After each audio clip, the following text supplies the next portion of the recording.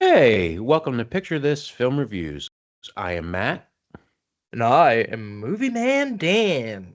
Movie Man Dan, how are you this week, sir? I'm doing well. I feel like we've soared to new heights and have, Hmm. just really unlocked our potential. We bared our teeth against challenges. And yeah, how about your week? My week's been okay. I'm getting over being sick. I think took turns being ill. First you and now me. But I'm on the other end of it. Just about, I'd say 85%. Once I get a little bit of this congestion there out of me, I'll be good. But we're here today to talk about what is currently, as we're recording, the number one movie in America, which may even be the number one movie in the world. Someone would have to look that up, but it's at least the number one movie in America. We are here to talk about How to Train Your Dragon, directed by Dean Dubois. And yes, I looked up how to pronounce that in case you're wondering. Dan, this is obviously a live action remake of the classic, which is hard for me to fathom that is now a classic, but a classic animated film. I have never seen, even as of this recording, have never seen the animated version. Have you? I've seen the original and I believe the second one. As I understand, there's also a third one that's out and about. Yeah. So I've missed that one, but definitely after seeing this, very interested in how that plays out. And I guess my question for you, not having seen the movie, I mean, how necessary do we think it is in the current world of we'll say Disney reboots? Disney reboots and reshoots, like, do we really think that we need to remake every movie? Do you think coming into it with a fresh pair of eyes, I mean, how did you enjoy the film? I've never been on this side of the equation before. Ever. Ever, I don't believe. Every time they've ever remade a movie, whether it be just a flat out remake or whether it be a animated into live action, which, Disney is notorious for, um, I've always have seen the original.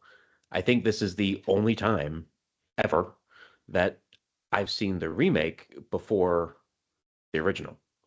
Um, so coming into this is a little confusing because I've been very harsh on the remakes, sometimes deservingly so. But I think I kinda why maybe you do this because now you're bringing in new audiences, which they have always said that maybe this will bring in new audiences as a live action version or as people who may have missed the original way back when will now bring it to a newer audience. I am said new audience now, and I gotta tell you, now I'm without getting into the review. I am intrigued in going back and seeing the original now. So I gotta say, maybe it worked. Maybe there is a method to this remake madness. Um, but I think we're gonna kind of get into the review, but I'm gonna read very quickly a synopsis. Uh, How to Train Your Dragon. If you don't know, on the rugged Isle of Berk, where Vikings and dragons have been bitter enemies for generations, Hiccup stands apart, defying centuries of tradition, where he befriends Toothless, a feared night dragon. Their unlikely bond reveals the true nature of dragons, challenging the very foundations of Viking society. This, of course, stars my boy, Mason Thames as Hiccup, Nico Parker as Astrid, and Gerard Butler as Stoic the Vast. Shout out to Nick Frost, who is also in this. Um, Dan, before we deep dive, initial thoughts. As someone who has seen the animated original and now this, what do you think? So look. I really enjoyed the original film, but it's been a while. We've had a little bit of time between when the original came out, this one. So we had some time to percolate, obviously. With that being said, what's not to love about Toothless in his animated form? I don't know, maybe you've seen a poster of him before, but he was definitely a fan favorite. And, it's kind of interesting to me. While this movie came out, this is a DreamWorks production. We have Disney right now that's flying. It's Lilo and Stitch, which arguably is getting worse reviews than this movie, but is already at a massive over $800 million in the box office worldwide, whereas this movie stands at about $197 million worldwide. Which is very impressive considering this movie just came out on the 13th. So at the time of filming this, this movie's been out for a whole 4 days, and it has racked up a ton of money for the studio. So I like to say this: if we see success in the box office, we'll probably more than likely see a sequel down the road, and especially because it's already established that there's a trilogy here, and I think potentially rumors of a fourth, or maybe that's confirmed. I didn't unfortunately do too much research into that, but that being said, this movie stays very true to the original, but it also fleshes out some things the original didn't do. We do expand on the relationship with Astrid. I think we get a little more backstory on some of the characters where the transition from animation to the real screen, I think, kind of it makes sense. So overall, we have a lot going on. Um, but honestly, I was really worried about the CGI models, how it was going to be incorporated here, and I was not disappointed. I think Toothless ended up coming out looking adorable. He's right behind me, peeking out. Also, the other dragons, they looked intimidating, they look scary, especially as maybe we have slight spoilers towards the end of the movie. We see. A really big dragon, and that was also felt terrifying. And one shout out because obviously I'm a terrible movie reviewer. It's so strange to me that Gerard Butler, who was one of the voices in the original film, made a reappearance. But honestly, he looked and reminded me so much of Russell Crowe in his full stoic Hmm. garb. I was like, man, that looks exactly like Russell Crowe and sounded like Russell Crowe to me. It was just wild. But overall, the casting solid. I think they did a really good job here. They stuck as close to the original as they could. I believe it said they added about 40 minutes of content to the original or changed a couple things here and there, ad lib some things. So not 100% shot for shot remake, but close enough to it that it carries over in the film and still has the same heart and soul that honestly I think is bringing it success both in the US and nationwide. So kicking it back over to you, initial thoughts. I mean, Matt, you're the movie man out of the two of us. What really stood out to you? What would you like to share with our film fanatics out in the audience? So this honestly, and I don't know if this is going to make it sound worse or better. This really only caught my attention because of the lead actor, Mason Thames, who I mentioned, who uh, starred a couple years ago in The Black Phone, and then also is starring in later this year in the sequel, The Black Phone 2. Um, when The Black Phone came out, it was one of his first films. I said, I think I told you, I told everyone who would listen, this boy here is going to be a star. Watch. I have a history. I'm not, I swear this sounds like I'm making this up or I'm like, I'm just talking just to talk, to hear myself talk. But I'm going to take us on a little time trip here. Back in 1991, 92, my dad and I were watching TV. Um, I remember the day. I don't remember the whole day. I remember this moment very clearly. We were upstairs. His bedroom was upstairs, and my mom's bedroom was upstairs. And he was laying on the bed, and I was sitting on the floor. And on the TV was a TV show called Growing Pains, a very classic sitcom for those who grew up in the same time I did. And on the TV there was this young star, young actor, um, and I remembered distinctly telling my dad in 1991 or two. I wasn't very old. I was I don't know how old I was, 4 or 5, and I looked at my dad and I said, "That actor right there is going to be a big star." That actor, of course, was Leonardo DiCaprio. Uh, so I like to brag that I discovered Leonardo DiCaprio before Leonardo DiCaprio was discovered. But that's happened a few times in my lifetime, with a few different singers, musicians, country music singers, so on and so forth. I'm not going to bore you all with the details, but I say that to say, back in 2023 or whatever it was, I pointed at Mason Thames and said he's going to be a star. And while he's not there yet, I think he's on the rise. Just wait. So he's what drew me to this. Otherwise, it may not have been on my radar. I think he did a great job here. Uh, this was just so much fun. I had a blast with this. The story hooked me in right away. The time setting, I wasn't sure about the time setting because I'm kind of weird about period pieces, but this, I didn't have a problem with this. It worked for me. The CGI, like you mentioned, I thought was fantastic. The dragons, like that, it felt natural as it could for the world that we were in. Um, and Gerard Butler was great. He was the kind of like comic relief. He was, provide the one-liners and the funny ha-has and you know, I gotta say, I put this in my letterbox review. Disney, take notes because something about this worked where none.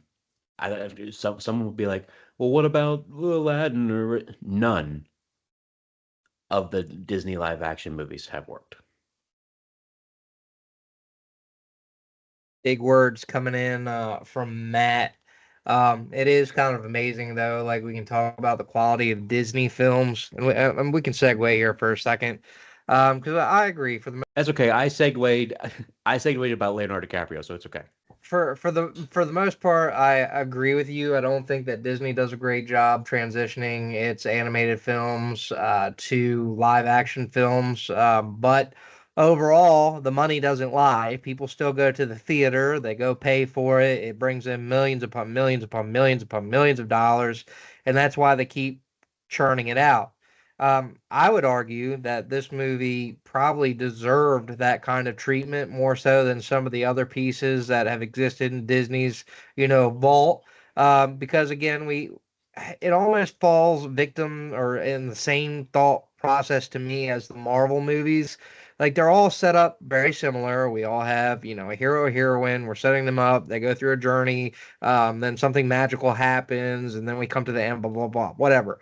This is more about a story of inner discovery, um, coming of age. We also have, dragons are fun. They're exciting. They're awesome. They still hold our imaginations. They held our children's imaginations when they came out, or our imaginations when we were teenagers or young adults of, in the animated films.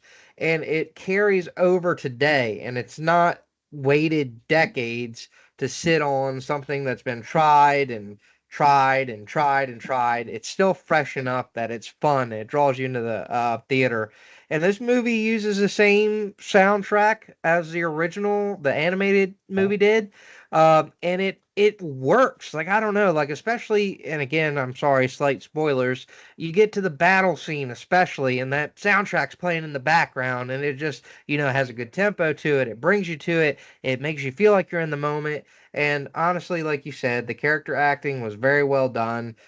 Thames, Gerard Butler, I think were kind of the standouts to me. I really did feel that father son, like the conflicted, oh man, I want him to be like me, but at the same time, I want him to come into his own. And if you've seen the original movie, you know exactly what we're talking about. But overall, yeah, just coming out of it, that it felt like they created something. And even though it's already been done, it was redone very well to the point you weren't sitting there like, why'd they do this? Like, man, I'm glad they did this. And that's a key difference. A key difference. I want to ask you. So I probably should have watched the original before we did this, but so as how much of this is a shot for shot remake? Like, is it Most, okay? most. I mean, if I was going to ballpark it, it's got to be shoot, yeah, 75, 80% original, like of the original, and then just added parts. Like they build or lean into the relationship again with Astrid a little bit more, and there's more scenes that are added to kind of explain things. I think toward the end of the movie, like the dad reveals he rode a dragon for the first time, which I don't think they really hit upon in the original movie. So it builds out and fleshes it out enough that it makes sense here, and kind of plugged a couple gaps that maybe in the original film they didn't totally 100% touch base on. I asked that because that's usually one of my gripes. Like when I get a remake and it's a shot for shot thing, that's usually I feel like I'm watching a copy of something I already have. So I'm curious, however, to go back and then watch the original, how I would feel about this, or maybe because I saw this first, I would prefer it. I don't know. I'm curious how what my feelings would be. But typically, when I'm watching a Disney remake or any remake for that matter, typically I find this just isn't good because Sit I there, and if you watch the original with Disney, most of the time you're bored. You're bored out of your skull. it just feels like a copy of something you already seen, so something you already know and love, and that's why I wondered. I want the perspective of someone who has seen, both, and I'm really curious what I'm gonna feel like when I watch the original because you know with everything against remakes as I am, I really love this. But again, this is the first of any How to Train Your Dragon that I've watched. So Well, the fun part is again with the trilogy that already exists, and again talking about the success. I know I already rehashed this, and I want to go over it again. You're talking about Thames being like integral part to this because it does follow Hiccup as he ages. So there's a very real possibility you're going to see him again as he gets older in these parts. And I think that's exciting because you get to keep the same cast, the same crew, especially when it was done to this caliber and again with a little bit of wiggle room. But if you were to watch, and I am curious, like, do you think if you go back and you watch the original, let's say you love the original and you're like, okay, this has a different vibe, different feel to it, I'm happy with it, and then you go watch in the second and third, do you now feel like you're taking away some of the mystery that's behind like a potential sequel in the future? Or do you look at that as, yeah. okay, I like this so much, I wanted to go see the other two? Because I feel like that's what's going to happen with a lot of viewers is people are going to watch this, and as you said, maybe they're new to the franchise, like, wow, now I want to go watch like the originals, the animated. They go watch it, and then are they going to be let down in the future? I don't know. What are your thoughts on that? that's very a real possibility. I didn't even think about it until just now. Like maybe if I were to go watch all three animated films, maybe then I either wouldn't be as interested in any sequel to this, or if I am, and then watch said sequel, then maybe I don't like said sequel that much because then it just has that remake that I already know what's coming. Whereas right now, I have no clue where the story goes, no clue what happens next to these characters, and I'm open. I don't need. I'm not a huge fan of sequels. I don't. I'm perfectly okay with this being a one and done. But if they move forward and give us another sequel with the same cast, then yeah, absolutely. Heck yes, let's do that. I want to see more of this. So I'd be excited for it, but you bring a good point. Like if I were to go back and watch the other three, maybe I wouldn't be, or maybe they wouldn't have the same effect as this one did watching it first. I mean, I think we're at a we're bringing both sides of the coin here, which is kind of was one of the first times this ever happened on the show because you know you're coming from usually where I and most people are coming from. oh, we're getting a remake of a thing. For the first time, I'm on the side of I've never seen the thing, so let me see this new remake. Honestly, if I were to go back and watch the original and not like it as much, or maybe even if I did, then that has to present the question of maybe I've been in the wrong this whole time. Maybe the remakes that they're putting out are doing some good. Maybe it is bringing in new people, and I just need to keep my old head mind frame to myself and just accept the sequels and remakes are a thing, and it's there for a reason. No, very key point, and I think that naturally takes us in the progression of our final reviews of this. And, I'm interested. I'm sure most of the viewers are interested. And I do apologize for popping off screen there for a second, just tidying up a loose cable that was trying to swat at me here. But otherwise, Matt, what are your final thoughts on this film? This is a fun time at the movies. I I would suggest going to the movies, pay that money, just give it all your money and throw it at the screen and these filmmakers because they deserve it. They did a great job. Everyone here was great. The movie was great. Had a fun time. This is not just a kids movie. I was like, we went together again. Been doing that a lot lately. We went together, which kind of helped me out because I didn't want to walk into a kids movie by myself. But hey, after watching it, I'm going to argue it's not a kids movie. It is a family movie. And that is something we don't get a lot of these days. Usually you get a film that is directed purely 100% towards kids or purely 100% towards adults or teenagers or whatever the case may be. How often do we get films that mom, dad, and the kids can all sit around and get something different out of it? To me, this is that, which is a rare occurrence. So, 4 stars for me. All right, Matt, strong coming out of the gate, especially like you said, a family movie.